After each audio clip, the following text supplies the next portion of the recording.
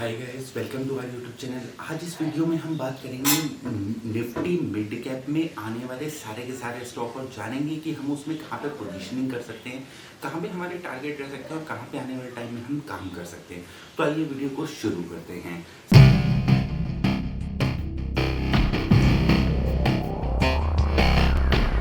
Nifty mid cap के index के chart की बात करते हैं। यहाँ पे आप देखेंगे तो अभी तक इसमें हम मान के चल रहे थे कि डेली टाइम फ्रेम में करेक्शन शुरू हो सकता है। I am avoiding this reason behind this कि क्या रीजन है कि निफ्टी मिड कैप में डेली या वीकली टाइम फ्रेम में अभी करेक्शन शुरू नहीं होना है। उसके पीछे मैं आपको रीजन बता देता हूँ। यहाँ पे आप देखेंगे तो ये इस पॉइंट से लगभग इसने ब्रेकआउट अपना कंफर्म किया है, जो लेवल था 5000 के आसपास का। कोविड फॉल के बाद इसने अपना यहाँ पे ब्रेकआउट इस पॉइंट पे कंफर्म किया है। हम तो इसी पॉइंट के आसपास कहीं पे ट्रेड कर लेते हैं, लेकिन इसने जो ब्रेकआउट कंफर्म किया है वो इस पॉइंट के आसपास कंफर्म किया है। ब्रेकआउट कंफर्म होने के बाद ये अभी तक डबल भी नहीं हुआ है। और हम क्या कहते हैं, जब भी वीकली टाइम फ्रेम में करेक्शन पूरी होती है, ब्रेकआउट आता है, तो मिनिमम हम करेक्शन नेक्स्ट करेक्शन में तब एंटर करेंगे जब इसने 2 से 3 गुना का टारगेट दिया हो, 2 से 3 टाइम्स ये हुआ हो। अभी तक ये 1 टाइम भी कंप्लीट नहीं हुआ है, यानी कि एक सिंगल डबल भी ये नहीं हुआ है अभी तक। तो अभी इसमें हम करेक्शन नहीं मान सकते कि अब इसमें कोई करेक्शन शुरू होने वाली है। तो ये कहाँ पे करेक्शन कर सकता है? ये 4 आवर के टाइम फ्रेम में करेक्शन कर सकता है, ये 2 आवर्स के टाइम फ्रेम में करेक्शन कर सकता है। अभी तक इसके चार्ट पैटर्न की बात करूँ तो ये 2 आवर्स के टाइम फ्रेम में करेक्शन कर रहा है। 2 आवर्स में ये फर्स्ट टाइम डाउन साइड आया था, डब्ल्यू पैटर्न बनाया, ऊपर गया, वापसी नीचे आया, एक बारी पुल बैक मारा और उसके बाद नीचे आ गया, वापसी पुल बैक मार रहा है। इस पॉइंट के नीचे निकलेगा तो हम मानेंगे नेक्स्ट टाइम फ्रेम में करेक्शन एंटर हो गई है, यानी 4 आवर के टाइम फ्रेम में करेक्शन एंटर हो गई है। 4 आवर्स में जो करेक्शन चलेगी वो लगभग 7,830 के आसपास तक ये निफ्टी इंडेक्स आ सकता है। निफ्टी इंडेक्स का मतलब है निफ्टी मिड कैप इंडेक्स 7,800 तक के आसपास तक आ सकता है बड़े प्यार से। लेकिन इसमें जो करेक्शन है वो करेक्शन हम अभी भी उसी पॉइंट पे मानेंगे। आपको यहाँ पे स्क्रीन पे चार्ट भी दिख रहा होगा साथ में। हम जो करेक्शन है ये उसी पॉइंट पे मानेंगे कि इस पॉइंट के आसपास कहीं पे शुरू हुई है और ये इस लेवल तक आके इसको रीटेस्ट कर सकता है, अगर ये 4 आवर के टाइम फ्रेम पे मूव होता है तो। बात करते हैं स्टॉक्स के बारे में। निफ्टी मिड कैप में आने वाले सारे स्टॉक्स के बारे में बात करेंगे। आज की लिस्ट थोड़ी लंबी है, तो इस वीडियो को पूरा देखिएगा, अंत तक देखिएगा, क्योंकि मैं इसमें बहुत सारे आपको लॉजिकल पॉइंट बताने वाला हूँ, जिससे आपको ये पूरा कॉन्सेप्ट जो है वो थोड़ा-थोड़ा क्लियर होना शुरू होगा। कुछ टाइम के बाद हम इसमें स्ट्रैटेजी वीडियो भी डालेंगे और उसके ऊपर भी बात करेंगे। उससे पहले मेरे को थोड़े मेंबर्स मिल जाने दीजिए, ताकि मेरा जो वीडियो है वो चल सके। अभी तक मेरे वीडियो पे 30, 50, 100 व्यूज़ से ज़्यादा नहीं आते हैं, तो मैं आपसे रिक्वेस्ट करूँगा कि वीडियो को पूरा देखिएगा। जो भी लोग इस वीडियो को देख रहे हैं उसको पूरा देखिएगा और चैनल को सब्सक्राइब कर दीजिएगा, लाइक कर दीजिएगा, शेयर कर दीजिएगा। बात करते हैं एयू स्मॉल फाइनेंस बैंक की। यहाँ पे सब डायरेक्टली हम चलते हैं डेली के टाइम फ्रेम पे। डेली के टाइम फ्रेम में देखेंगे, ये जो करेक्शन चल रही है डेली के टाइम फ्रेम की करेक्शन है। 4 आवर में मूविंग एवरेज के नीचे ये निकल चुका है। अभी आपको ऐसा, अब इस पर्टिकुलर चार्ट में आपको ऐसा लगेगा कि इसने 4 आवर के टाइम फ्रेम की करेक्शन में ही ये अभी है। ये डेली टाइम फ्रेम में शिफ्ट नहीं हुआ है, लेकिन करेक्शन जो है वो इस पॉइंट से शुरू हुई है, जुलाई से। जुलाई से अभी तक इसका टाइम पूरा हो चुका है, इसलिए ये नेक्स्ट टाइम फ्रेम की करेक्शन में स्विच हो चुका है। नेक्स्ट टाइम फ्रेम का मतलब है डेली की करेक्शन में स्विच हो चुका है। डेली में हमारे टारगेट्स क्या बनते हैं, नीचे की साइड में कहाँ पे ये रेजिस्ट कर सकता है और कहाँ से ये वापसी निकल सकता है, इसके बारे में बात करते हैं। डेली टाइम फ्रेम की करेक्शन जो है वो लगभग मार्च में शुरू हुई है। मार्च से लेकर ये दिसंबर जनवरी तक लगभग करेक्शन चलनी है। सर्टेनली ये एक लो लगा है। प्राइस वाइज करेक्शन इस पॉइंट से लेकर इस पॉइंट तक प्राइस वाइज करेक्शन पूरी हो चुकी है। डेली टाइम फ्रेम ब्रेक हो चुका है। उसके बाद ये अपने प्रीवियस हाई के ऊपर भी चला गया। स्टिल इसमें करेक्शन रही है, क्योंकि यहाँ पे कंसोलिडेशन फेज मिसिंग था। नीचे आया है, कंसोलिडेशन इस पॉइंट के आसपास किया है, उसके बाद एक नीचे झटका दिया है। अगर अब ये ऊपर निकलता है, इस लाइन को क्रॉस करता है, इस रेंज को क्रॉस करता है, तो इसमें एक अच्छा मूव आने के चांसेस रहेंगे। मैं सिर्फ उसी स्टॉक में नीचे बाइंग करता हूँ जहाँ पे मुझे क्लियरली ट्रेंड दिखे, जहाँ पे मुझे कंसोलिडेशन फेज होता हुआ दिखता है। ऐसे जो स्टॉक नीचे आके ऊपर चले जाते हैं, वो शॉर्ट टाइम पीरियड के लिए तो अच्छे लग सकते हैं, बाइंग हो सकती है, लेकिन ये किसी भी लेवल से यहाँ पे इस लेवल से भी ब्रेक हो सकता था, यहाँ पे आ सकता था। तो यहाँ से लेकर यहाँ तक का मूव तो आपको मिल गया, लेकिन स्टिल आपका स्टॉप लॉस हिट कर जाएगा। ऊपर का मूव आपको मिल गया, लेकिन नीचे का स्टॉप लॉस फिर से आपका पंच कर जाएगा। फर्स्ट टाइम यहाँ पंच मारेगा, उसके बाद हल्का सा मूव लिया, फिर यहाँ पे दोबारा पंच मारेगा। इस वजह से इन स्टॉक्स को अवॉइड करते हैं। अब ये डेली की टाइम फ्रेम में करेक्शन कर रहा है। ये करेक्शन मार्च में शुरू हुई है। मार्च से जो डेली की करेक्शन है वो 6 से 8 महीने तक चल सकती है। तो 6 से 8 महीने में करेक्शन पूरी होती है। उसके बाद देखते हैं ब्रेकआउट लेवल, ये जो आखिरी रेंज बनी है, यही ब्रेकआउट लेवल हैं। ये ऊपर की साइड में और ये लेवल नीचे की साइड में। ये हमारे ब्रेकआउट लेवल चल रहे हैं। ये एक ट्रेंड लाइन आपको चलती हुई दिख रही होगी। यही ट्रेंड लाइन हमारा सपोर्ट ज़ोन रहेगी। हम राजा बैटरी की बात करें तो वीकली टाइम फ्रेम में स्विच हुआ था ये कुछ टाइम पहले। मैंने अपने ग्रुप पे भी अपडेट डाला था कि कोविड के फॉल के बाद ये नीचे आया, बहुत ऊपर चला गया, लेकिन उसके बाद नीचे आके अब ये कंटिन्यू नीचे जा रहा है। ये मंथली टाइम फ्रेम की करेक्शन कर रहा है और मंथली टाइम फ्रेम की जो करेक्शन शुरू हुई है वो लगभग 2015 में शुरू हुई है। ये हम सबको पहले से पता था। इस पॉइंट पे करेक्शन शुरू हुई है। एक बार को हम मान के चल रहे थे इस पॉइंट पे खत्म हो जाएगी, लेकिन ये जो एक ट्रेंड लाइन बनी थी यहाँ पे, इसको ब्रेकआउट नहीं किया और ये वापसी उस ट्रेंड लाइन से नीचे आ गया। कंसोलिडेशन फेज़ थोड़ा-सा मिसिंग है। यहाँ पे कंसोलिडेशन जो मंथली टाइम फ्रेम है, वहाँ पे 100 और 50 के बीच में भी कंसोलिडेशन प्रैक्टिकली पॉसिबल होता है। यहाँ पे भी कंसोलिडेशन करेगा तो चलेगा, यहाँ पे कंसोलिडेशन करेगा तो बहुत ही बढ़िया चलेगा। ठीक है? तो दोनों पॉइंट पे कहीं पे भी कंसोलिडेशन ये करता है, इस पॉइंट पे करे या इस पॉइंट पे करे, वहाँ से हमें एक अच्छा टारगेट देखने के लिए मिलेंगे। तो अभी तो इसमें कंसोलिडेशन चल रहा है, क्योंकि ये मंथली टाइम फ्रेम की करेक्शन और 2015 में शुरू हुई है, तो 5 से 7 साल इसमें लगभग लगते हैं। अभी 6 साल के अप्रॉक्सिमेटली हम खड़े हैं। 1 सवा साल में ये स्टॉक ऊपर निकल जाना चाहिए, जो कि इसने मूव दिखाया है। This is a good move, this is a good indication कि ये बहुत जल्दी ऊपर निकलने वाला है। अगले स्टॉक की बात करते हैं अपोलो टायर्स की। अपोलो टायर्स में भी देखेंगे तो मंथली टाइम फ्रेम में करेक्शन करने के लिए आया था 2015 में। 15 से इसने मंथली टाइम फ्रेम में करेक्शन शुरू करी है, ऊपर गया, नीचे गया, उसके बाद अब यहाँ पे कंसोलिडेशन थोड़ा-सा कर रहा है। अगर ये इस पॉइंट से ऊपर निकलने की कोशिश करता है तो लॉन्ग टर्म के लिए मेरे लिए बहुत ही बढ़िया स्टॉक हो सकता है। 15 मिनट में देखेंगे तो यहाँ पे एक ट्रेंड आपको बनता हुआ दिखेगा, इस पॉइंट के लगभग ऊपर निकलते ही। इस पॉइंट से मूविंग एवरेज ऊपर की साइड में काटता है, यहाँ पे कंसोलिडेट करके ऊपर निकलता है, तो मैं एक अच्छा टारगेट यहाँ पे एक्सपेक्ट कर सकता हूँ। एक अच्छा टारगेट हमें यहाँ पे मिलेगा। बात करते हैं अगले स्टॉक की अशोका लेलैंड के बारे में। अशोका लेलैंड की बात करें तो फिर से वीकली पे चलते हैं। बहुत सारे स्टॉक हैं जो वीकली टाइम फ्रेम या मंथली टाइम फ्रेम में करेक्शन करके बाहर निकल रहे हैं। तो इसमें इसलिए मैं कह रहा था मिड कैप में एक अच्छा मूव आने के चांसेस मुझे दिख रहे हैं, क्योंकि बहुत सारे स्टॉक हैं जो करेक्शन करके बाहर निकल रहे हैं। यहाँ पे आप देखेंगे अ, सीधा-सीधा मंथली टाइम फ्रेम की करेक्शन थी। ऊपर निकला है, लेकिन ऊपर यहाँ पे कंसोलिडेशन फेज़ मिसिंग है, इसलिए वापस नीचे आ रहा है, कंसोलिडेट करेगा फिर ऊपर जाएगा। तो इन जैसे स्टॉक में आपको ध्यान रखना चाहिए, चाहे मंथली टाइम फ्रेम ही क्यों ना हो। ये बात मैं आपको बार-बार बोलता हूँ, चाहे मंथली टाइम फ्रेम ही क्यों ना हो, अगर स्टॉक ने अपनी करेक्शन को मिस किया है, तो उसे पूरा करना ही पड़ता है।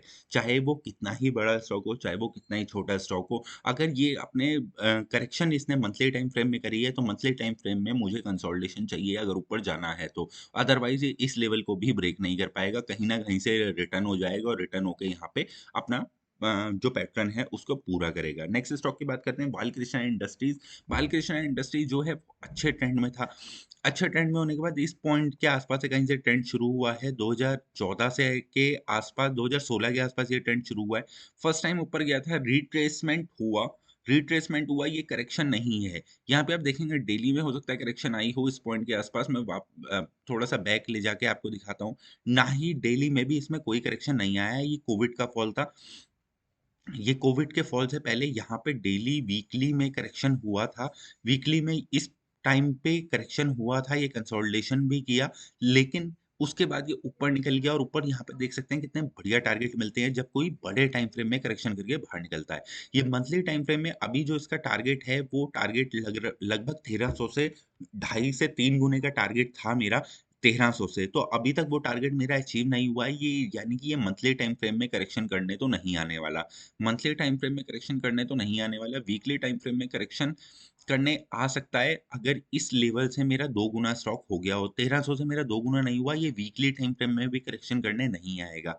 डेली टाइम फ्रेम में ये करेक्शन हो सकती है, पॉसिबिलिटी है, डेली टाइम फ्रेम में करेक्शन हो सकती है, क्योंकि डेली टाइम फ्रेम में हमें एक अच्छे टारगेट देखने के लिए मिले हैं। यहाँ पे करेक्शन कंप्लीट हुई थी, इस पॉइंट पे आपको दिख रहा होगा, ये करेक्टिव पॉइंट था। कैसे स्टॉक को जज करते हैं कि कौन से टाइम फ्रेम में करेक्शन कर सकता है, ये क्वेश्चनिंग मेरे पास बार-बार आ रही थी।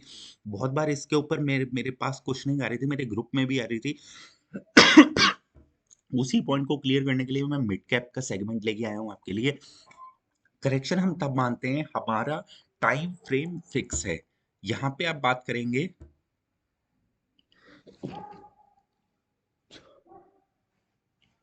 यहाँ पे हम बात करेंगे हमारा टाइम फ्रेम फिक्स है, हमारे टारगेट्स भी फिक्स हैं, इस स्ट्रैटेजी के अकॉर्डिंग हमारे टारगेट भी फिक्स हैं, हमारा टाइम फ्रेम भी फिक्स है और हम फिक्स मूवमेंट के ऊपर काम करते हैं। फिक्स मूवमेंट का मतलब क्या है? फिक्स मूवमेंट का मतलब है कि मेरा जो टारगेट है यहाँ से वो भी मेरा सर्टेनली फिक्स है, उसके बाद मुझे पता है इस टाइम फ्रेम में करेक्शन शुरू हो जाएगा। जैसे कि इसकी बात करें जनवरी 20 में ये स्टॉक ऊपर निकला, ये निकला स्टॉक जून 2020 में ऊपर निकला। जून 2020 से इसने डेली टाइम फ्रेम में मेरे को लगभग 50 से 75% का रिटर्न मिलना चाहिए था।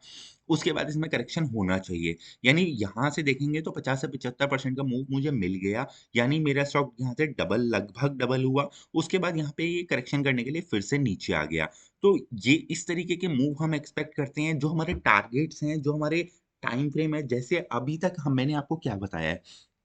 मैंने आपको बताया अगर कोई स्टॉक मंथली टाइम फ्रेम में करेक्शन कर रहा है, इसका मतलब वो करेक्शन जो है वो लगभग-लगभग आपकी 5 से 7 साल चलेगी। उसके बाद जो ट्रेंड शुरू होगा वो भी 5 से 7 साल चलेगा। ये बात आपको समझनी पड़ेगी, 3 चीज़ें आपको क्लियरली देखनी पड़ेंगी। अगर कोई स्टॉक मंथली में करेक्शन कर रहा है, उसकी करेक्शन 12 महीने की होती है। 12 महीने का मतलब है 7 से 10 साल तक ये करेक्शन चल सकती है। 5 से 7 साल हम एवरेज करेक्शन मानते हैं, 5 से 7 साल ये करेक्शन चलनी चाहिए। उसके बाद जो ट्रेंड बनेगा वो लगभग इस करेक्शन का डबल तक वो ट्रेंड बन सकता है। यानी कि अगर 7 साल की करेक्शन पूरी करके गया है तो 10 या 12 साल तक ये ट्रेंड कंटिन्यू चलेगा। 10 से 12 साल तक ट्रेंड कंटिन्यू चलेगा। जो इसके टारगेट होंगे वो लगभग 5 टाइम्स के टारगेट रहते हैं मिनिमम, मंथली टाइम फ्रेम की करेक्शन से अगर कोई बाहर निकल रहा है तो 5 टाइम्स की बात कर रहा हूँ। कोई भी लेवल मेरा हमेशा टाइम्स में रहता है।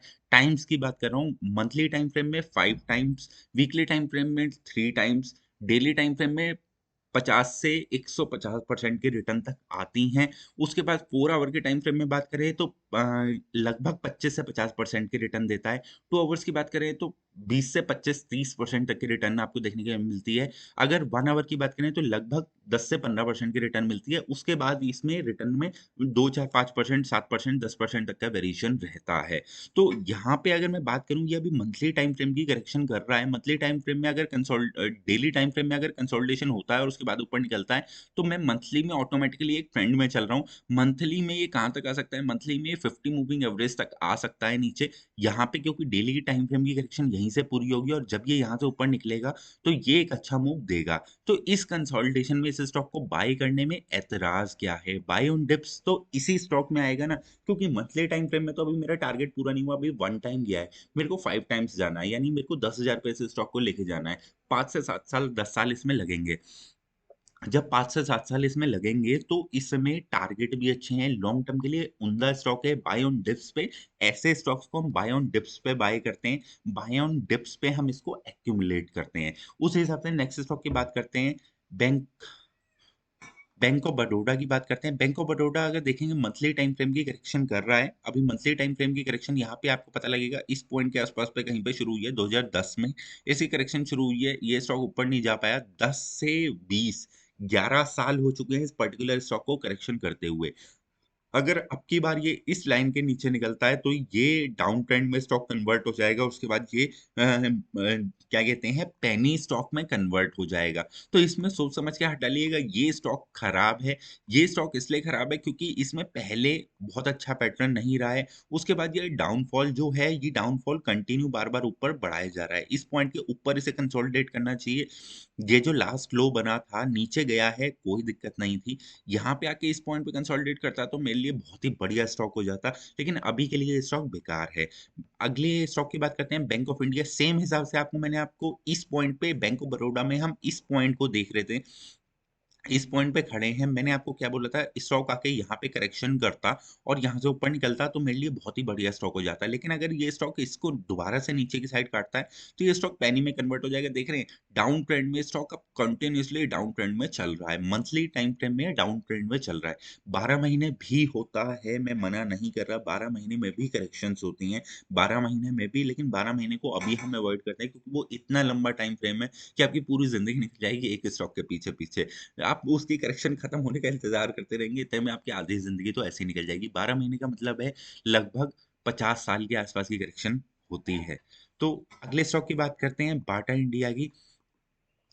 बाटा इंडिया में बात करेंगे तो एक अच्छा ट्रेंड यहाँ पे आपको मंथली टाइम फ्रेम में दिख रहा होगा। यहाँ पे करेक्शन पूरी रिट्रेसमेंट यहाँ से पूरा करके गया है। करेक्शन इस पॉइंट के आसपास कहीं पे पूरी हुई थी।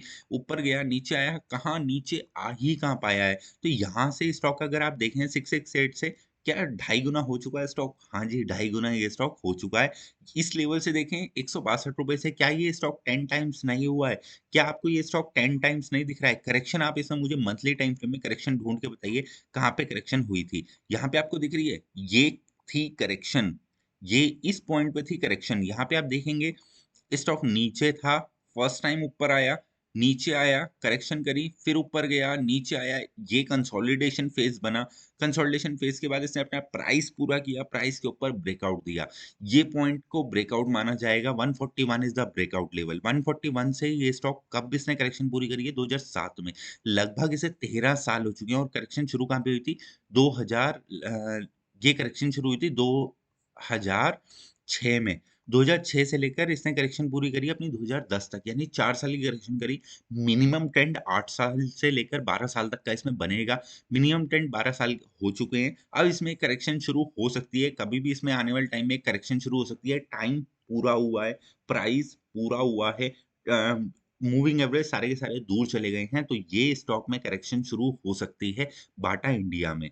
तो इस स्टॉक को निगाह रखिएगा। करेक्शन शुरू कब से मानेंगे? ये फर्स्ट टाइम नीचे इसने मारा है, सेकंड टाइम ऊपर गया है, ऊपर जा सकता है, मैं मना नहीं कर रहा। यहाँ पे लास्ट स्विंग हमें ये दिख रहा है, इसके नीचे निकलता है, तो मैं मानूँगा इस टाइम फ्रेम में करेक्शन शुरू हो गई और इसका मतलब ये इस पॉइंट तक 400 साढ़े 400 रुपए तक ये आ जाएगा। स्टॉक इतनी आसानी से नीचे नहीं आता है, 7 साल का टाइम लगेगा, तो ये मूविंग एवरेज थोड़ा-थोड़ा आगे बढ़ जाएँगे। लगभग ये स्टॉक 800-900 रुपए तक ये आ सकता है। अगले स्टॉक की बात करते हैं बीईएल की। बीईएल में देखेंगे तो इस टाइम से मेरा करेक्शन पूरा हुआ है। अब आपको दिखना स्टार्ट हो जाएगा, ये करेक्शन मूव था, कंसोलिडेशन भी हुआ है। किस पॉइंट पे पूरा हुआ है? 2014 में पूरा हुआ है। कब शुरू हुआ था? 2007 में शुरू हुआ था। 7 से 14 7 साल तक इसने मंथली के टाइम फ्रेम में करेक्शन करी है। मंथली के टाइम फ्रेम में जब करेक्शन करी है 7 साल के लिए, 7 साल के लिए जो करेक्शन करी है, तो इसका जो ट्रेंड बनना चाहिए था वो 7 साल तक के हिसाब से बनना चाहिए था, यानी 65 से लगभग इसको 5 गुना होना चाहिए। 65 से 5 गुना करेंगे तो लगभग आपको 500-600 के टारगेट आपको देखने के लिए मिलेंगे। टाइम फ्रेम क्या लगेगा? 7 साल से लेकर 14 साल तक का इसमें टाइम फ्रेम लगेगा। अभी ये कहाँ पहुँचा है? अभी इसने 65 से 120, 120 से 65, 240 लगभग इसने अपना 2 टाइम्स का अपना टारगेट पूरा किया है। 2 टाइम्स में मंथली टाइम फ्रेम में अभी इसमें कोई भी करेक्शन शुरू नहीं होगी। ये जो आप फॉल देख रहे हैं, this is a retracement, not a correction. ये करेक्शन होती हैं, ये एक रिट्रेसमेंट है, कोविड के टाइम का रिट्रेसमेंट था और ऊपर चला गया। डब्ल्यू पैटर्न यहाँ पे आपको बनता हुआ दिख रहा है। फिर से यहाँ से वही टारगेट आपको देखने के लिए मिलेंगे जो मैं पहले बात कर रहा था, यानी फिर से यहाँ से टारगेट रिवाइज़ होके 7 से 10 साल तक के इसमें एक अच्छे रिटर्न आपको देखने के लिए मिल सकते हैं। इसमें इन्वेस्ट करके रखिएगा, ये मेरे भी लिस्ट में है और इसमें मेरी भी बाइंग चल रही है। अच्छी खासी बाइंग मैंने इसमें करी हुई है। नेक्स्ट स्टॉक की बात करते हैं भारत फ़ोर्ज की। भारत फ़ोर्ज में भी देखेंगे तो इस पॉइंट के आसपास से कहीं से 2015 में इसने करेक्शन शुरू करा है। 15 में फर्स्ट टाइम नीचे आया था, सेकंड टाइम ऊपर चला गया। इसके ऊपर भी निकल गया, तब भी ये करेक्शन में था स्टॉक। उसके बाद ये नीचे आया, इसने अपना करेक्शन पूरा किया, लेकिन आपको यहाँ पे डबल टॉप बनता हुआ दिखेगा अब, और डबल टॉप के बाद ये नीचे आके अपना कंसोलिडेशन फेज़ पूरा करेगा। थोड़ा बहुत कंसोलिडेशन इस पॉइंट पे हुआ है अगर आपको दिख रहा हो तो, लेकिन सारे के सारे मूविंग एवरेज स्क्यूज़ नहीं हुए थे। इस वजह से ये नीचे आके यहाँ पे अपनी करेक्शन पूरी कर सकता है और ऊपर निकल सकता है। इसमें बहुत लंबे टारगेट नहीं है क्योंकि इसने अपने करेक्शन को पूरा नहीं किया है। पूरी तरीके से अपना करेक्शन को पूरा करेगा तो ही मेरे को अच्छा टारगेट मिलेगा। अगर करेक्शन में कहीं पे भी कोई भी लैप्स है तो यार 192 स्टॉक है अकेले एफ एंडो में। 5000 से ज़्यादा स्टॉक्स मेरे पास एनएससी, बीएससी में लिस्टेड हैं। तो क्या मुझे एक ही स्टॉक इसी स्टॉक में काम करना है? नहीं, मैं और कोई स्टॉक सेलेक्ट कर लूँगा जो मेरे पैटर्न पे मेरे हिसाब से चलेगा, मैं उसी के साथ चलूँगा। जो मेरे हिसाब से नहीं चलेगा, उस स्टॉक को मैं अवॉइड कर दूँगा। जैसे कि इस स्टॉक को मैं पर्टिकुलरली अवॉइड कर देता हूँ। अगले स्टॉक पे बात करते हैं बीएचईएल। बीएचईएल भी बहुत लोगों का फेवरेट स्टॉक है। मंथली टाइम फ्रेम में एक डाउन ट्रेंड सा दिख रहा है। डाउन ट्रेंड कह सकते हैं या करेक्शन कह सकते हैं। करेक्शन मंथली टाइम फ्रेम में करेक्शन नीचे भी हो सकती है। इस पॉइंट पे करेक्शन पॉसिबली हो सकती है। 2007 में इसकी करेक्शन शुरू हुई है। 2007 से लेकर अभी तक ये करेक्शन ही कर रहा है। 2007 से लेकर अभी तक ये करेक्शन कर रहा है। कंसोलिडेशन फेज़ चल रहा है, यहाँ पे आप देख रहे हैं कंसोलिडेशन फेज़ चल रहा है। ये आपको एक ट्रेंड लाइन बनती हुई यहाँ पे दिख रही होगी, इस पॉइंट के आस-पास कहीं पे एक ट्रेंड लाइन बनती हुई दिख रही होगी। मैं आपको लाइन लगा के दिखा देता हूँ यहाँ से।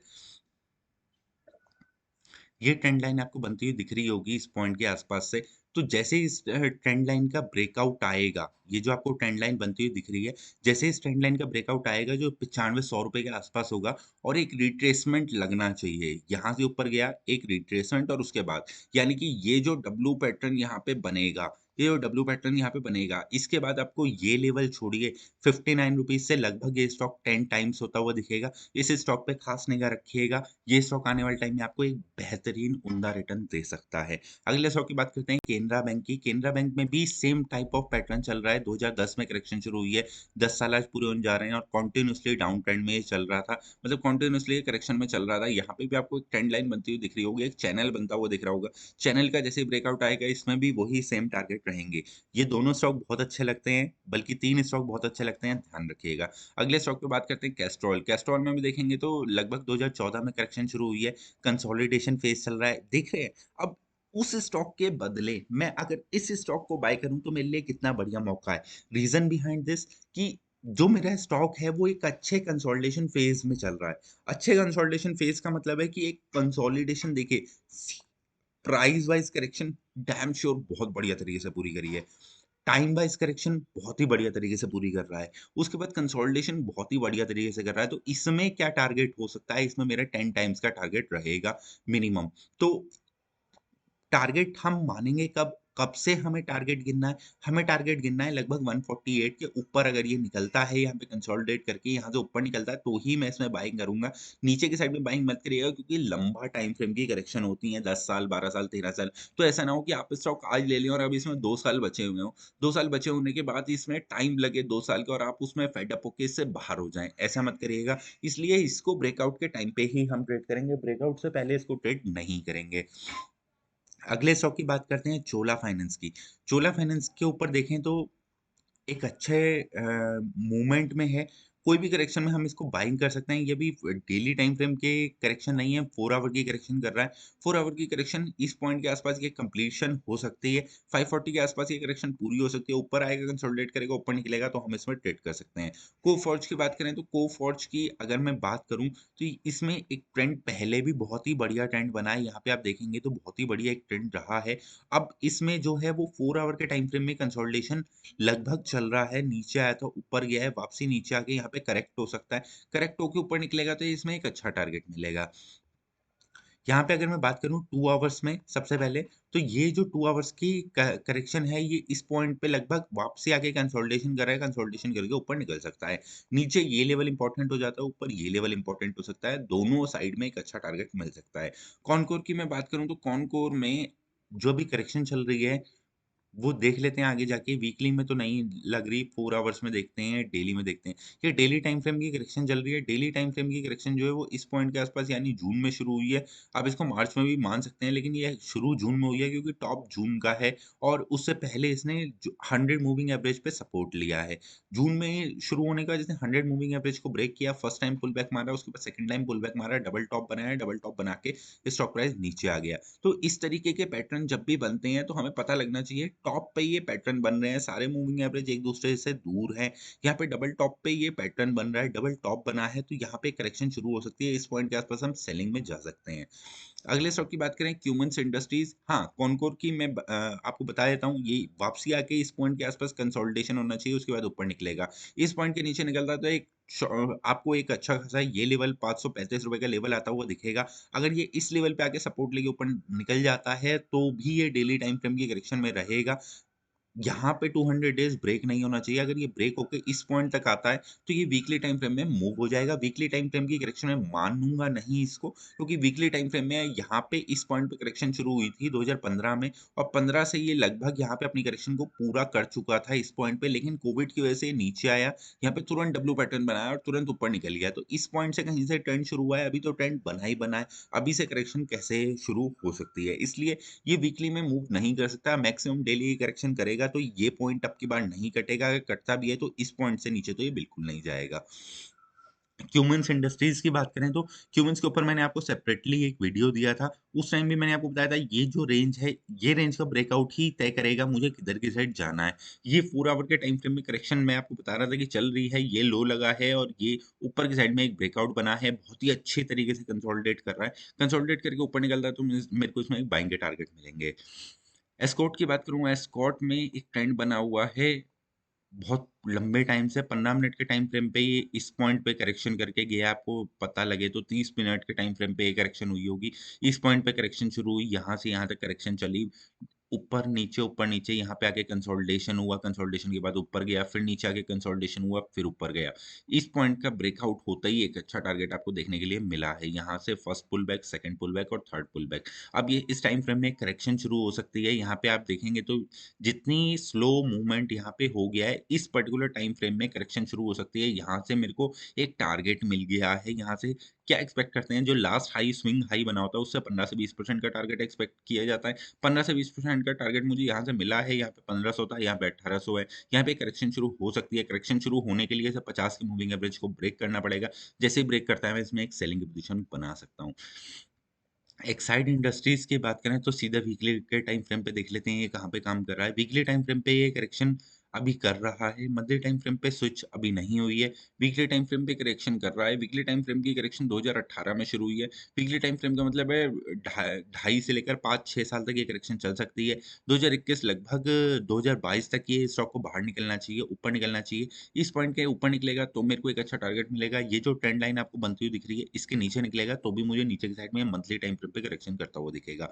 अभी इस स्टॉक को अवॉइड किया जा सकता है। दोनों साइड में एक लाइन लगा के रखिए, डेली शाम को बैठ के चेक करिए। देखिए, जब वीकली या मंथली टाइम फ्रेम में हम काम कर रहे होते हैं तो हमें रेगुलर मार्केट देखने की ज़रूरत नहीं पड़ती। हम मार्केट को कब देखते हैं? जब देखते हैं जब हमारा टाइम फ्रेम पूरा होने वाला हो, या फिर हमारा करेक्शन पूरा होने वाला हो, या इस तरीके के टाइम फ्रेम पे हम रात को अगर 8 बजे भी बैठते हैं और स्टॉक को सर्च में कर लेते हैं, तो हम ये सारे के सारे स्टॉक देख सकते हैं। मैं आपसे ये नहीं कहता आप सारे स्टॉक देख पाएँगे। अभी के लिए आप 5, 10, 15 स्टॉक का टारगेट लगा सकते हैं। आने वाले टाइम में आप सारे स्टॉक भी देख सकते हैं। 192 स्टॉक हैं, अगर चार्ट को पलटने में आपको कितना टाइम लग सकता है, ये आपको डिसाइड करके देखना है। अगले स्टॉक की बात करते हैं फेडरल बैंक की। फेडरल बैंक की बात करूं तो ये भी वीकली के टाइम फ्रेम में करेक्शन कर रहा है। इस पॉइंट के आसपास से 2017 में करेक्शन शुरू हुई है, ऊपर निकलता है तो इसमें एक अच्छा टारगेट आपको देखने के लिए मिल सकता है। ऊपर निकलने की इसने कोशिश भी करी है, लेकिन वापसी नीचे आ गया। इसको नीचे नहीं आना चाहिए था। अगर इस पॉइंट पे सपोर्ट लेके वापसी निकल जाता है तो ये करेक्शन पूरी मान ली जाएगी। उसके बाद बात करें जीएमआर इंफ्रा की। जीएमआर इंफ्रा की अगर मैं बात करूं तो जीएमआर इंफ्रा में वापस चलते हैं अपने टाइम फ्रेम पे। टाइम फ्रेम पूरा आवर सेलेक्ट करते हैं, पूरा आवर से 1 आवर सेलेक्ट करते हैं। 1 आवर में ये करेक्शन चल रही है एज ऑफ नाउ। तो 2 आवर में करेक्शन बहुत जल्दी में मूव हो सकती है, बल्कि ये 2 आवर में ही करेक्शन होगी, ये 1 आवर की करेक्शन नहीं है। यहाँ पे अगर आप देखेंगे 200 डेज मूविंग एवरेज कट गया है, सारी लाइनों ने 200 डेज ऊपर चला गया है। इसका मतलब ये इसमें तो डाउन ट्रेंड कन्वर्ट हो गया है। अब ये जो करेक्शन चल रही है, 2 आवर में करेक्शन चल रही है, करेक्शन यहाँ पे पूरी होगी, ऊपर निकलेगा तो इसमें एक बाइंग करी जाएगी। ये लेवल ध्यान रखिएगा। नीचे निकलता है तो मैं इस स्टॉक को अवॉइड कर दूंगा। जेनमार्क फार्मा की बात करें, Glenmark pharma 4 hour, daily, weekly, monthly, time frame में करेक्शन चल रही है। यहाँ पे कंसोलिडेशन फेज मिसिंग है। करेक्शन शुरू हुई है 2015 में। 2015 से लेकर लगभग 5 से 7 साल में ये करेक्शन पूरी हो जाए। अगले स्टॉक की बात करते हैं जिसका नाम है गोदरेज प्रॉपर्टीज। गोदरेज प्रॉपर्टीज में देखेंगे तो इसमें भी अभी तो करेक्शन इसमें शुरू नहीं हुई है कहीं पे भी। यहाँ पे 4 आवर की करेक्शन ये हो सकती है। अभी तक ये 2 आवर्स की करेक्शन कर रहा है, 2 आवर्स में नीचे निकल चुका है, तो ये 4 आवर की करेक्शन पे स्विच हो चुका है। 4 आवर की करेक्शन लगभग किस पॉइंट तक आ सकता है ये स्टॉक नीचे, तो देखते हैं कहाँ तक आता है, कहाँ पे इसमें हम टारगेट बनाते हैं। अभी के लिए इस स्टॉक को अवॉइड करिएगा क्योंकि बहुत ही ऐसा स्टॉक है जो कि नीचे कहाँ तक जाएगा इसमें थोड़ा-सा अंदाज़ लगाना थोड़ा-सा डिफ़िकल्ट होता है। यहाँ पे 2 आवर्स में देखेंगे 2 आवर्स में इसने कटिंग कर दी है, लेकिन स्टिल ये नीचे अभी पूरी तरीके से नहीं आ रहा है। नीचे जाने की पूरी-पूरी उम्मीद है। अगर नीचे जाएगा तो मैं इसमें एक अच्छा टारगेट बना सकता हूँ। आईडीएफसी फर्स्ट बैंक इसके ऊपर भी मैंने आपको एक सेपरेट वीडियो दिया है। मैंने आपको बताया था ये डेली टाइम फ्रेम की करेक्शन कर रहा है और डेली टाइम फ्रेम में मूविंग एवरेज बहुत ज़्यादा स्क्वीज़ हो चुके हैं। इस लेवल के ऊपर निकलता है तो एक टारगेट बनाया जा सकता है जिसमें हमारा स्टॉप लॉस भी हिट हुआ है। जिस स्टॉक में स्टॉप लॉस हिट हुआ है, उस स्टॉक में स्टॉप लॉस हिट हुआ है, नीचे आया है, इस पॉइंट तक ये नीचे आ सकता है वापसी। अब की बारी ऊपर निकलता है, अभी भी मेरा लाइन जो है वो फिक्स है। अगर इसके ऊपर अभी भी निकलता है, मैं फिर से बाइंग एक्टिव हो जाएगी मेरी और बाइंग एक्टिव होते ही इसमें एक अच्छा टारगेट देखने को मिलेगा। लेकिन ब्रेकआउट से पहले इस स्टॉक में ब्रेकआउट से पहले बाइंग नहीं होगी क्योंकि एक बार ही स्टॉप लॉस हमारा हिट हो चुका है इसमें। अगले स्टॉक की बात करूँ इंडियाबुल हाउसिंग फाइनेंस, इस स्टॉक के ऊपर तो मैंने आपको बहुत बारी 2-3-4 बारी मैंने वीडियो भी दिया है। ये स्टॉक रेंज में चल रहा है, यहाँ पे आप देखेंगे तो कंसोलिडेशन रेंज है। कंसोलिडेशन रेंज में इसके ऊपर निकलते ही हम एक बाइंग एक्टिव हो जाएगी। यहाँ पे आप देख रहे हैं बहुत बारी ऊपर जाने की ट्राई मार चुका है। अगर ये ₹250 के ऊपर अब की बार निकलता है तो इसमें एक बाइंग एक्टिव हो जाएगी। 313 इज़ द मिनिमम टारगेट। 313 के बाद 15 से 20% 25% की रिटर्न आपको देखने के लिए मिलेगी। नेक्स्ट स्टॉक की बात करते हैं आईआरसीटीसी। आईआरसीटीसी देखेंगे तो अभी ये 2 आवर्स के टाइम फ्रेम पे करेक्शन कर रहा है। 2 आवर्स के टाइम फ्रेम पे करेक्शन पूरी अगर यहाँ पे कंसोलिडेट करके ऊपर निकलता है इस पॉइंट के ऊपर, तो इसमें एक बाइंग बनाई जा सकती है। अदरवाइज़ इस स्टॉक को नेक्स्ट टाइम फ्रेम में हम देखेंगे कि ये करेक्शन करता है। मेरे हिसाब से ये करेक्शन जो है वो 4 आवर के टाइम फ्रेम में स्विच ऑलरेडी हो चुकी है, लेकिन स्टिल अभी तक कन्फर्मेशन नहीं है। कन्फर्मेशन आएगा इस पॉइंट के कटने के बाद। अगर ये इस पॉइंट को काटने के बाद नीचे जाता है, इस पॉइंट तक आता है, तो ये और भी नीचे आ सकता है। यानी कि 4 आवर के टाइम फ्रेम में आपको देखना पड़ेगा ये करेक्शन कहाँ तक हो सकती है। 4 आवर के टाइम फ्रेम तक इस पॉइंट तक लगभग करेक्शन पॉसिबली हो सकती है। तो इस स्टॉक को अभी के लिए अवॉइड कर सकते हैं जब तक इसमें ब्रेकआउट ना हो। जिंदल स्टील की बात करें तो 4 आवर से ये आगे निकल चुका है, 4 आवर से आगे निकल के ये डेली के टाइम फ्रेम में जा चुका है। मई में इसकी करेक्शन शुरू हुई है, मई में फर्स्ट टाइम नीचे आया था, second time price wise correction पूरी करी है, ऊपर आके कंसोलिडेशन करता है, ऊपर निकलता है, तो इसमें एक बाइंग बनाई जा सकती है। अभी के लिए बहुत सारे स्टॉक हमारी अवॉइड लिस्ट में रहेंगे, इसलिए मैं बार-बार बोल रहा हूँ निफ्टी में करेक्शन हो सकता है, अभी भी निफ्टी का करेक्शन पूरा नहीं हुआ मेरे अकॉर्डिंग तो अभी भी निफ्टी में एक डाउनवर्ड मूवमेंट बाकी है। L and T housing finance की बात करें L and T housing finance की बात करें वीकली में चलते हैं सीधे-सीधे वीकली में भी ये डाउन ट्रेंड में आपको बनता हुआ दिख रहा है। मंथली की बात करें मंथली में एक डाउन ट्रेंड आपको बनाता हुआ दिख रहा है। अगर ये लेवल आपकी बार कटता है तो इसमें एक डाउन ट्रेंड अच्छा खासा बनना शुरू हो जाएगा यानी 12 मंथ की करेक्शन में चला जाएगा। उसके बाद बात करते हैं LIC housing finance. LIC housing finance अभी जो है वो मंथली टाइम फ्रेम की करेक्शन कर रहा है। कंसोलिडेशन मिसिंग था, नीचे आके कंसोलिडेशन करने के लिए नीचे आ रहा है। यहाँ पे भी खड़ा होके कंसोलिडेशन कर सकता है, नीचे आके भी कंसोलिडेशन कर सकता है इस पॉइंट तक। ये पॉइंट नहीं घटना चाहिए। अगले अगले स्टॉक की बात करते हैं एमजीएल। एमजीएल में बात करें तो अभी तो ये मंथली के टाइम फ्रेम पे कुछ भी नहीं है। ये वीकली के टाइम फ्रेम की करेक्शन मानी जा सकती है। वीकली के टाइम फ्रेम की करेक्शन शुरू कहाँ से हुई है? इस पॉइंट के आसपास से शुरू हुई है। नीचे आया था, नीचे आने के बाद यहाँ पे मूविंग एवरेज भी स्क्यूज़ हो गए, सारे वो भी पास में आ गए। इसको ऊपर चले जाना चाहिए था लेकिन ब्रेकआउट हम ये ब्रेकआउट मानेंगे क्योंकि फर्स्ट टाइम यहाँ पे जाने के बाद यहाँ पे टॉप लगा। ये डबल टॉप का पैटर्न बना है, डबल टॉप के पैटर्न को हम ब्रेकआउट तब तक नहीं मान सकते जब तक डबल टॉप का पैटर्न ब्रेकआउट ना हो। एक भी बार पैटर्न ब्रेकआउट नहीं हुआ है, इस वजह से नीचे आ सकता है। अभी टाइम फ्रेम हो सकता है अभी बचा हुआ 17 से टाइम फ्रेम बचा हुआ है, इसलिए ये नीचे आ रहा है। प्राइस पूरा हो गया, टाइम पूरा होने दीजिए तब इसमें एक बाइंग एक्टिव होगी। एम&एम फाइनेंस की बात करें तो सीधा मंथली पे चलते हैं। मंथली टाइम फ्रेम की ये करेक्शन चल रही है। मंथली टाइम फ्रेम में अच्छा कंसोलिडेशन दिख रहा है यहाँ पे। कंसोलिडेशन अभी ही 2018 में इसमें करेक्शन शुरू हुई है, तो अभी तो इसमें टाइम लगेगा। अभी इसमें ऊपर जाने की उम्मीद नहीं है। मन्नापुरम फाइनेंस की बात करें तो मन्नापुरम फाइनेंस में तो एक ट्रेंड बना हुआ था। डेली टाइम फ्रेम में चलते हैं, डेली टाइम फ्रेम में एक करेक्शन करने यहाँ पे करेक्शन शुरू हुई थी। प्राइस वाइज करेक्शन यहाँ पे कंसोलिडेशन थोड़ा बहुत हुआ लेकिन टाइम पूरा नहीं किया। अगस्त सितंबर नहीं पूरा कर पाया। ऊपर तो गया, डबल टॉप को भी काटा लेकिन फिर से नीचे आ गया। रीजन आपको सिंपल दिख रहा होगा, यहाँ पे कंसोलिडेशन तो हुआ है लेकिन टाइम पूरा नहीं हुआ है। टाइम पूरा नहीं होगा, प्राइस पूरा नहीं होगा, कंसोलिडेशन पूरा नहीं होगा तो स्टॉक ऊपर नहीं जाएगा। ये आपको चीजें आज कोई एक स्टॉक में आप मुझे बता दीजिए जो ये चीज़ ना चल रही हो। मैंने आपको निफ्टी ऑटो के ऊपर वीडियो दे दिया, मैंने आपको निफ्टी 50 के ऊपर वीडियो दे दिया, मैंने निफ्टी आईटी के ऊपर वीडियो दे दिया, एफएमसीजी के ऊपर वीडियो दे दिया। मैंने आपको इतने सारे वीडियो दे दिए, क्या किसी स्टॉक में ये ऐसा लग रहा है आपको कि ये नहीं चल रहा? प्राइस पूरा नहीं हुआ, टाइम पूरा नहीं हुआ, इससे ज़्यादा बड़ा स्ट्रैटेजी आपको क्या चाहिए? ये तो एक तरीके से एक ऐसी स्ट्रैटेजी है जो हर स्टॉक पे, हर स्क्रिप्ट पे काम कर रही है। तो इस तरीके से आप कह सकते हैं ये एक अच्छा कॉन्सेप्ट माना जा सकता है। एमएफएसएल की बात करें तो आपको पता लगना चाहिए मैक्स फाइनेंशियल सर्विसेज जो है वो करेक्शन इस पॉइंट के आसपास से कहीं से शुरू हुआ है जुलाई में। डेली टाइम फ्रेम का करेक्शन कर रहा है, नीचे आया है, इस पॉइंट तक नीचे आ सकता है। अभी भी और थोड़ा-सा प्राइस मूवमेंट बाकी है। कंसोलिडेशन करेगा, ऊपर निकलेगा, बाइंग मार सकते हैं। माइंड ट्री माइंड ट्री की बात करें तो माइंड ट्री में अभी आवरली में चलते हैं। आवरली टाइम फ्रेम में एक करेक्शन शुरू हुआ है। आवरली टाइम फ्रेम में एक अच्छा करेक्शन शुरू हुआ है, इस पॉइंट के आसपास शुरू हुआ है, ये याद रखिएगा। यहाँ से प्राइस नीचे आया, ऊपर गया, फिर नीचे आया। आप इस प्राइस के आसपास भी कह सकते हैं। आप यहाँ से प्राइस अगर देखेंगे तो 1 आवर से ये एक्सटेंड हो चुका है। एक्सटेंड होके 2 आवर्स में जा चुका है। 2 आवर्स में प्राइस पूरा हो चुका है इस पॉइंट पे। 2 आवर्स में ये गुड कंसोलिडेशन है, इस पॉइंट के आसपास शुरू हुआ है सितंबर, अक्टूबर, नवंबर। यानी कि नवंबर से लेकर दिसंबर तक के बीच में इसको बाहर निकल जाना चाहिए, लेकिन कंसोलिडेशन फेज़ मिसिंग है। अगर अब ये कंसोलिडेशन करके बाहर निकलता है, तो एक अच्छा स्टॉक बन जाएगा मेरी नज़र में। अगर ये कंसोलिडेशन मिस करता है, अब यहाँ पे कंसोलिडेशन नहीं करता, तो मैं इस स्टॉक को अवॉइड कर दूँगा। पेज इंडस्ट्रीज़ की बात करें, इस स्टॉक में कोई ट्रेड नहीं करता, इसके बारे में कोई बात नहीं होगी। देखिए, मेरे को पता है एक ट्रेडर कहाँ पे काम करता है। 38,700 का स्टॉक है, बैंक निफ्टी नहीं खरीद लेंगे आप इससे बेहतरीन में। तो इसलिए ऐसे स्टॉक को मैं अवॉइड अपने आप से कर देता हूँ, ताकि उसके ऊपर वीडियो बना के कोई फायदा नहीं है। उस स्टॉक को देखने में क्या मजा, जिस स्टॉक पे काम ही ना कर पाओ। अब यहाँ पे देखेंगे पावर फाइनेंशियल कॉर्पोरेशन कब से करेक्शन कर रहा है।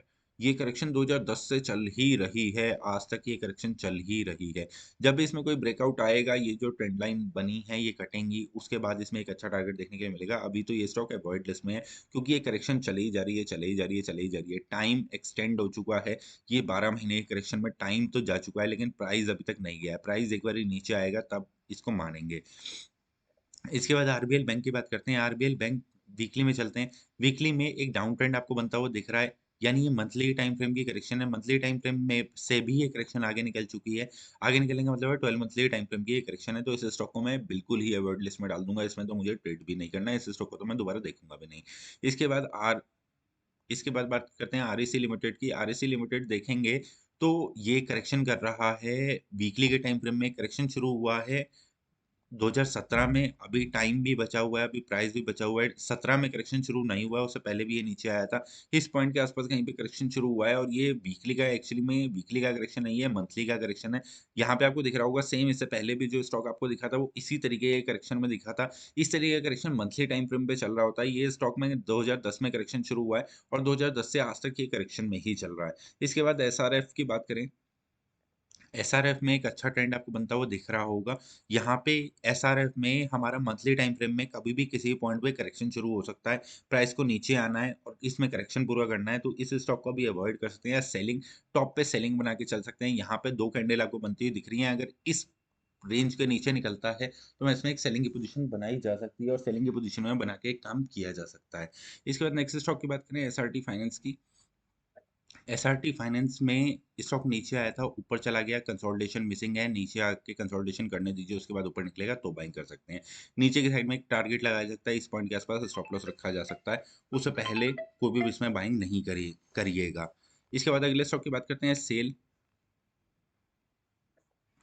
सेल इंडिया की बात करें तो ये मंथली के टाइम फ्रेम पे करेक्शन कर रहा है। मंथली के टाइम फ्रेम में सीधा सीधा पैटर्न में ब्रेकआउट भी हुआ है। नीचे आके मैंने आपको बताया सीधा ऊपर नहीं जा सकता, नीचे आएगा, कंसोलिडेट करेगा, उसके बाद ऊपर जाएगा। तो यहाँ से हमें एक अच्छा टारगेट देखने के लिए मिल सकता है। स्टील अथॉरिटी ऑफ इंडिया में एक ट्रेंड लाइन बन रही है, यहाँ पे आपको दिख रही होगी।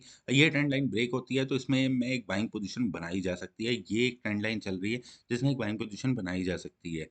इसके बाद सन टीवी की बात करें, सन टीवी में भी मंथली टाइम फ्रेम में करेक्शन चल रही है। मंथली टाइम फ्रेम में करेक्शन यहाँ से लेकर यहाँ तक करेक्शन पूरी होने के बाद ये प्लस 1 से 2 गुना ये स्टॉक हो सकता है। अभी के लिए इस स्टॉक को अवॉइड किया जा सकता है। आने वाले टाइम में इसमें एक पोजीशन बनाई जा सकती है। टीवीएस की बात करें,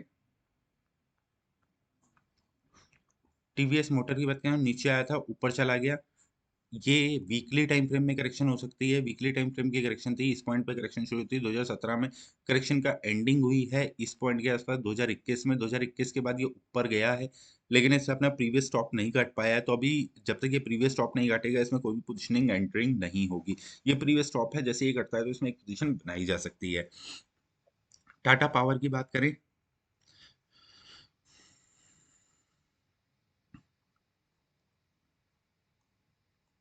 टाटा पावर की बात करें तो बहुत लंबे टाइम फ्रेम की करेक्शन यहाँ पे आपको दिख रही होगी। ये करेक्शन कितने लंबे टाइम फ्रेम के बाद शुरू हुई है और उसके बाद एक अच्छा खासा टारगेट देखने के लिए मिला है। टारगेट देखने के लिए मिला है, लेकिन अब इसमें कोई करेक्शन की उम्मीद नहीं है। बाय ऑन डिप्स की स्ट्रेटेजी होनी चाहिए, लेकिन बहुत ज़्यादा टारगेट निकल चुका है, तो इसमें आप भी इस स्टॉक को अवॉइड कर सकते हैं, लेकिन एक अच्छा टारगेट अभी भी इसमें मिल सकता है। रैमको रैमको सीमेंट की बात करें तो रैमको सीमेंट जो है वो अभी डेली के टाइम फ्रेम में करेक्शन कर रहा है। ये टारगेट हमने लगाए थे, ये हमने पहले भी इसके बारे में बात करी थी और बताया था कि अगर ये लाइन अगर आपकी बार ब्रेक होती है तो ये वीकली टाइम फ्रेम में मूव हो जाएगा। 2.5 से 3 साल तक ये कहीं नहीं जाएगा, प्राइस में भी करेक्शन एक अच्छा खासा आएगा 743 तक। और अगर वीकली टाइम फ्रेम की बात करूँ तो यहाँ पे आपको दिख रहा होगा एक कंसोलिडेशन फेज मिसिंग है, लेकिन ये यहाँ से आपने कंसोलिडेशन फेज अगर इसको इस पॉइंट को और इस पॉइंट को जोड़ दूं तो पूरा हो मान लिया जाएगा, तो ये प्राइस एक बार नीचे आके ऊपर निकल सकता है। अभी इस स्टॉक को अवॉइड कर सकते हैं, सेलिंग की साइड में भी नहीं और बाइंग की साइड में भी नहीं। दोनों साइड में ब्रेकआउट का इंतजार करेंगे, जैसे ही ब्रेकआउट होगा तो एक अच्छा टारगेट हमें देखने के लिए मिलेगा। टोरेंट फार्मा की बात करें, टोरेंट फार्मा में ट्रेंड ही अभी अभी शुरू हुआ है वीकली टाइम फ्रेम में। वीकली टाइम फ्रेम में इस पॉइंट के आसपास से कहीं पे ट्रेंड शुरू हुआ है। ये टाइम था 2017, तो अभी तो इसमें टाइम है, ऊपर जाने के बहुत सारे चांसेस हैं। आइडिया स्टॉक में अवॉइड करता हूँ। आइडिया के ऊपर चलिए मैं आपको व्यू बता देता हूँ स्टिल। आइडिया देखेंगे तो मंथली टाइम फ्रेम की करेक्शन से ये बाहर निकल चुका है। 12 मंथली टाइम फ्रेम की करेक्शन कर रहा है, तो ये तो डाउन ट्रेंड में है। अभी तो ये उसके ऊपर आने की उम्मीद नहीं है। वोल्टास की बात करें तो वोल्टास में वीकली में चलता हूँ, वीकली के बाद मैं डेली में चलता हूँ। डेली में आप देखेंगे तो डेली में इस पॉइंट के आसपास से कहीं से करेक्शन पूरी हुई थी, यहाँ से एक अच्छा टारगेट मिला। टारगेट मिलने के बाद ये वापसी करेक्शन करने के लिए आ सकता है। अभी के लिए जील ज़ील में करेक्शन देख रहे हैं। अब यहाँ पे आप वीकली में जाके देखिए कितना बढ़िया करेक्शन इसमें हुआ था। ज़ील में वीकली में आपको यहाँ पे दिख रहा होगा कि एक करेक्शन चल रहा है और उसके ऊपर ये निकलने की कोशिश कर रहा है। और आपको यहाँ पे दिख रहा होगा ज़ील में मंथली टाइम फ्रेम में करेक्शन हुआ है। करेक्शन होने के बाद नीचे आके कंसोलिडेशन किया है। कंसोलिडेशन करने के बाद ऊपर निकल रहा है। अगर ये अब की बार ऊपर निकलता है यहाँ से, ये यहीं पे स्टैंड करता है, इस लाइन को ब्रेक नहीं करता। ये कौन-सी लाइन है? अगर ये इस कैंडल के लो को ब्रेक नहीं करता, यानी 285 को ब्रेक नहीं करता, तो इसमें आने वाले टाइम में आपको 5 से 7 गुना के टारगेट मिल सकते हैं। ज़ील एक इन्वेस्टमेंट वाला स्टॉक है, अच्छा स्टॉक है। आप चाहें तो इसमें एक इन्वेस्टमेंट बनाई जा सकती है। आशा करता हूँ आपको वीडियो पसंद आया होगा। अभी के लिए इतना, अगली वीडियो में फिर मिलता हूँ, तब तक के लिए शुक्रिया, आदाब, धन्यवाद। आपका दिन शुभ रहे।